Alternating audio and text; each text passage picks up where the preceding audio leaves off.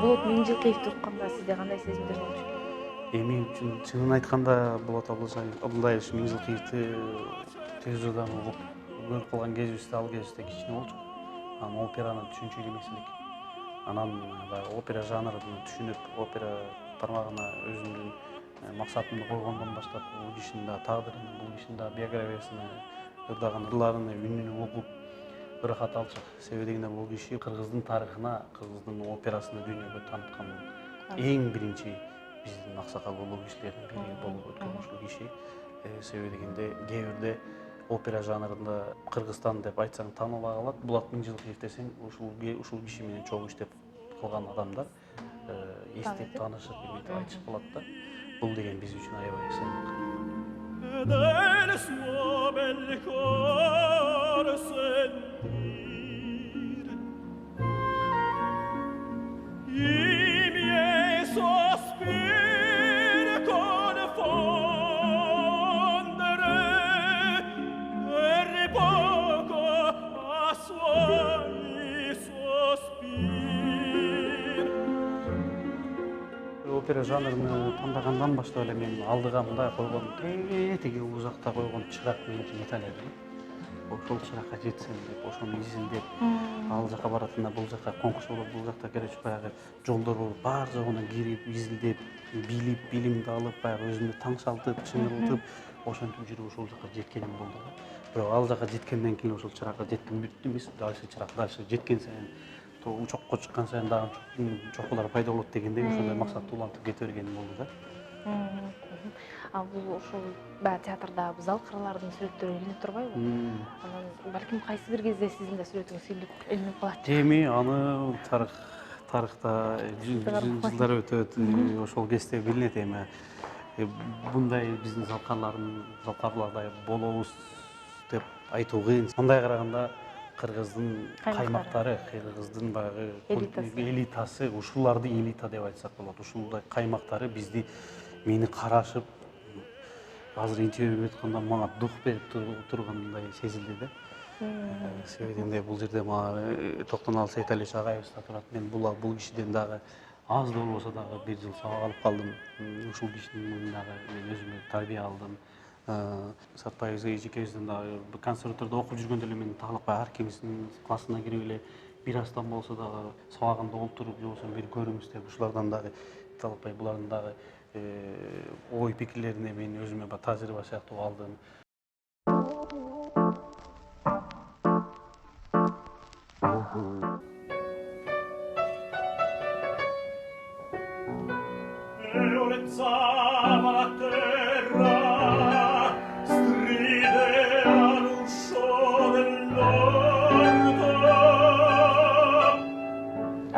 Биз үчүн атайын убакыт тапканыңызга ыраазычылык билдиребиз. Алдыдагы 20 мүнөттөн биздин көрөрмандар дагы мындай жакшы бир маекти, сиздин баягы кыялдарыңызды, ой толгооңузду билсе керек. Анан Кыргызстанга кош келипсиз. Негизи жылына бир келип турасызбы Кыргызстанга? Биринчиден сиздерге да рахмат, ушунчалык өзүңүздөрдүн дагы убактыңыздарды бөлүп келип ушул сизден интервью алып калайын дегениңизге сиздерге дагы чоң рахматымды айтып кетем. Ал эми Кыргызстанга үйлөнөлүк кесимде бир жылда бир келип кетип жүрчүмүн. Азыр үйлөнгөндөн кийин, баягы семьялуу болгондон кийин, балалуу болгондон кийин балаңды сагынып, үйлөнгө жакын болуп, эметип убакытка карап калат экенсиң. Анан 1,5 жылдан бери келе элек болчумун. Анан ушул быйылкы жакында өткөн шоско карата мени биринчи жолу официально чакыргандыктан аябай мен үчүн кубанычта болуп, келгичем шашып, эми сапарымда каарып дегендей шосто да жакшы өткөздүк. Ошол эми кайра кайтып бараткан кезим эртең Кудай буйрса Италияга карата жол тартабыз. Негизи эле баягы жөнөкөй кыргыз жигити Европаны багындырып, Италиянын сахнасында баягы көрүүчүлөрдүн алдында ырдоо түшүгү деле оңой болбосо керек. Кандайча ошол жолго барып калдыңыз? Бул балким тагдыр болсо керек да. Эми бул кесип биз үчүн аябай жат кесиптер да. Себеби бул классика жанры, дүйнөлүк жанрдын бири. Оперный жанры бул именно азыр мен дагы ошол оперный жанрдын түп тамыры болгон Италия жергесинде жүрөм, ошол жакта жашайм, ошол жактарда выступать этип жүрөм. Ал жакта биз чет элдик болобуз. Биз үчүн аябай эле татаал, биз үчүн кыйын. Мындай айтканда, ал жактан келгендер бул жакка келип биздин манасыбызды, биздин акындардын ырларын айткандай эле сыяктуу эле болот. Ошондуктан биз үчүн аябай кыйын. Бирок эми баягы кичинеңен окуп, өзүң алдыңа койгон максатыңа аракеттенип жеткендиктен, бул жактан аракет кылгандыктан кичине жеңилдиктер деле болду да. Бирок бул жеңилдик болгондо айтканда болбойт, жеңил болду депчи. Бул өзү бул кесиптин кыйынчылыгы, бул өмүр бою талыкпай эмгектенип, өмүр бою окугун керек да. Мындай айтканда машыгуун керек да. Эми бул тарапка келип калгамда себеби, чоң себептери көп айта келсем, аябай бул убактыңыздар да жетпей калат.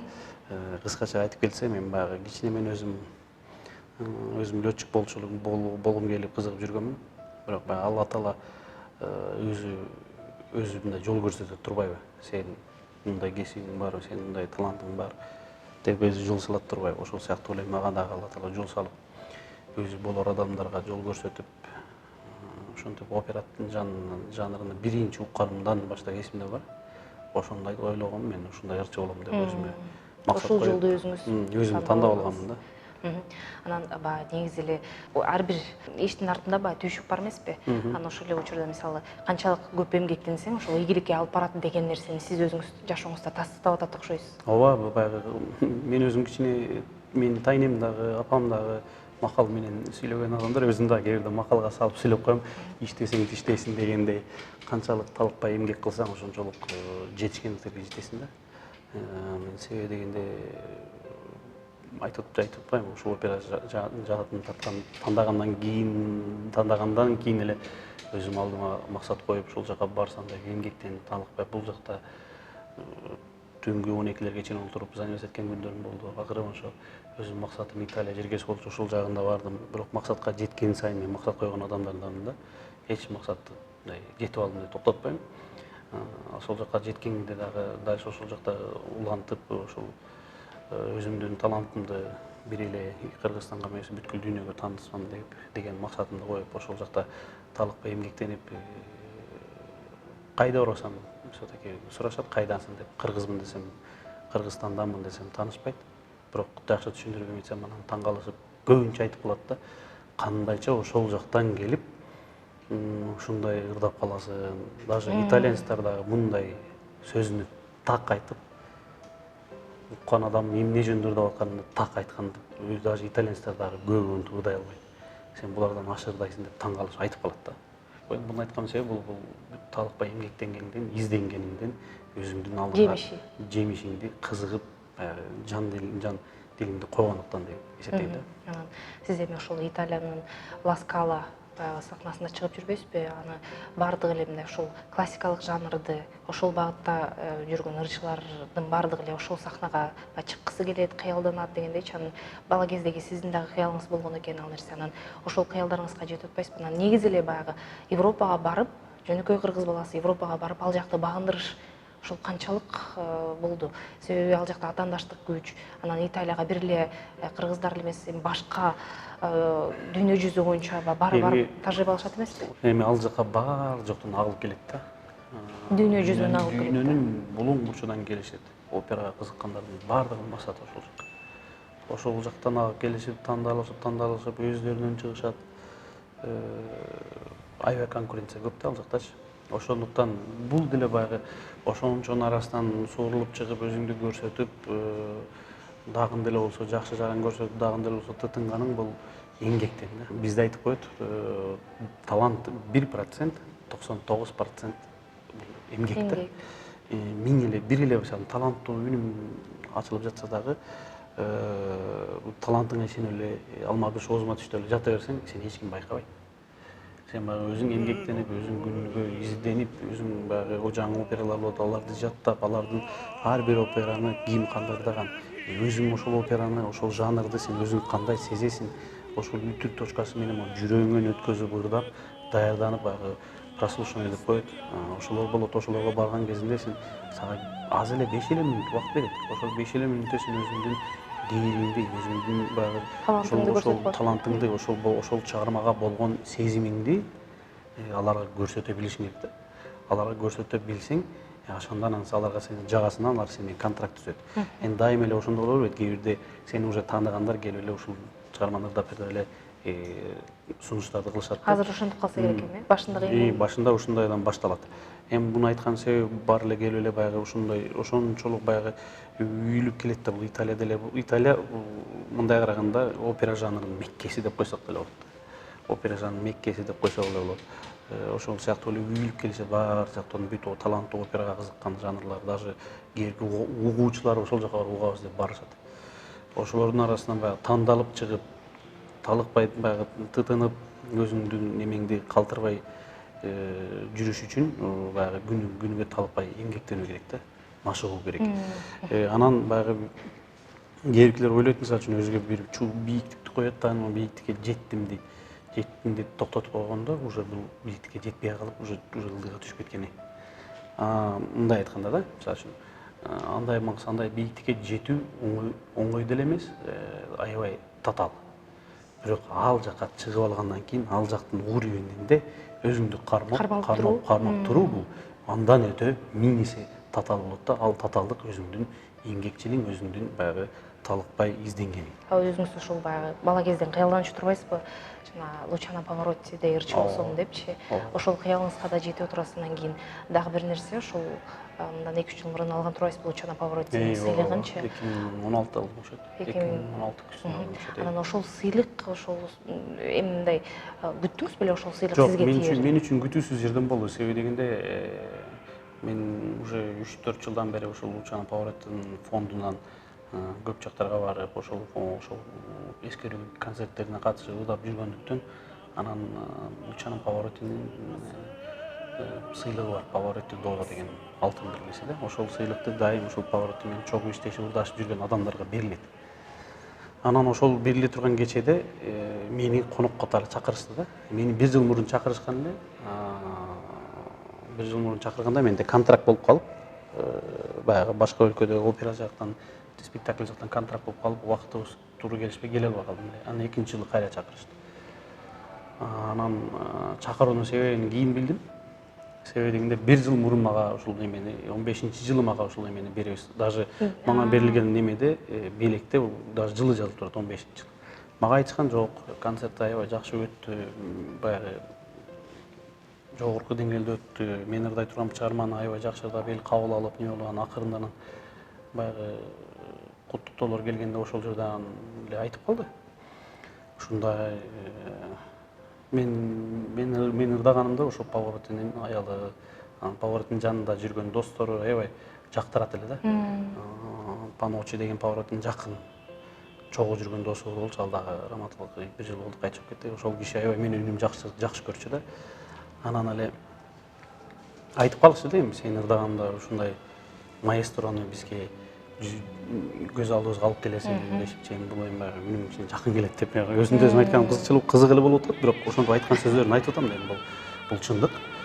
Анан ошол жерде эле анан ошол айтып калышты, ошондой жаш келечектүү биздин сыймагыбыз болуп жүрөт, ушундан бери ырдап жүргөн ушул жигитибизге Паваротти сыйлыгын ыйгарсак деп эле берип калышты. Анан мен күтүүсүз жерден өзүнчө эле эме болдум да, мен үчүн баягы күтүүсүз болбой. Айтышкан жок эле да. Көрсө баягы мага сюрприз кылышты. Мындай сыйлык негизи берилчү эмес экен негизи. Бул да жөн эле баягы Паваротти алдындагы төш белгисини берчү экен да. Бул дополнительный еще мага сыйлык. Ушул концертке да катышты, көптөн бери ырдап жүрөт.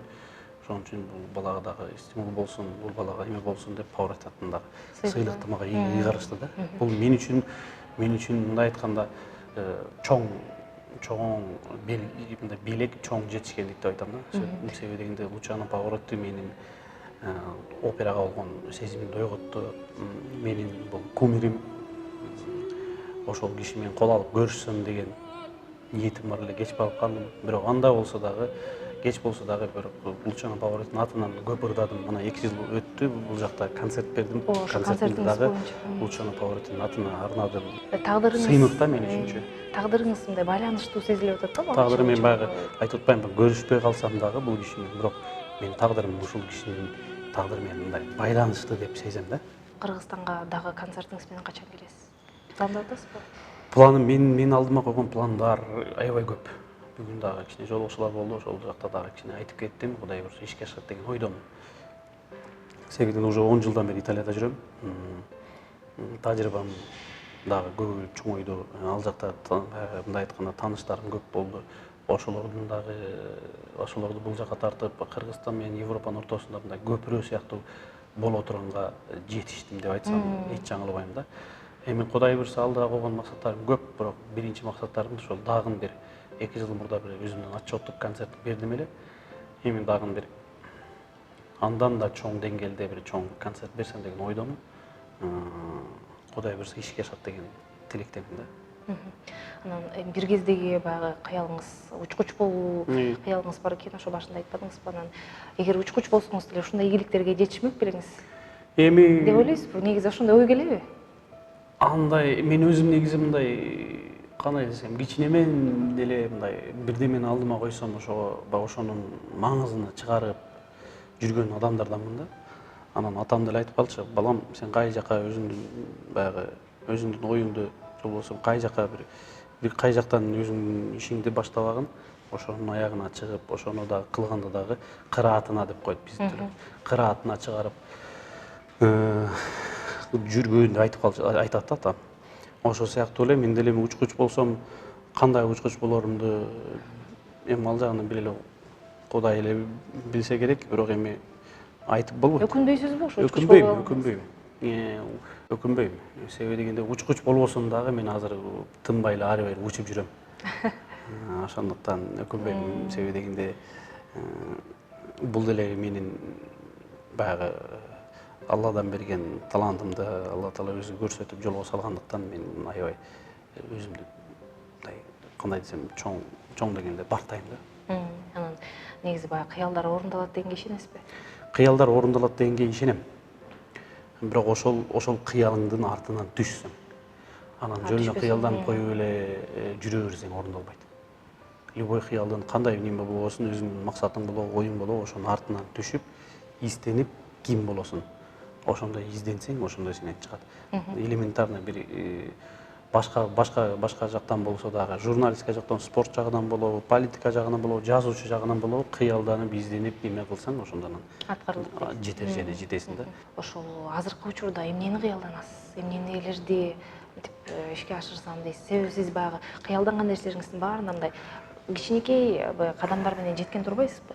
Анан кийин азыркы алдыма койгон кыялдарым ошо өзүмдүн алдыма койгон чоң опералар бар. Ошол операларды чыгарсам, ошол операларды даярдаганда эч кимде жок өзүмдүн ойлорум бар, идеяларым бар. Ошолорду чыгарсам деген кыялдарым бар. Ошолорду Кудай буюрса ишке ашырам. Ошол убакыттар келет.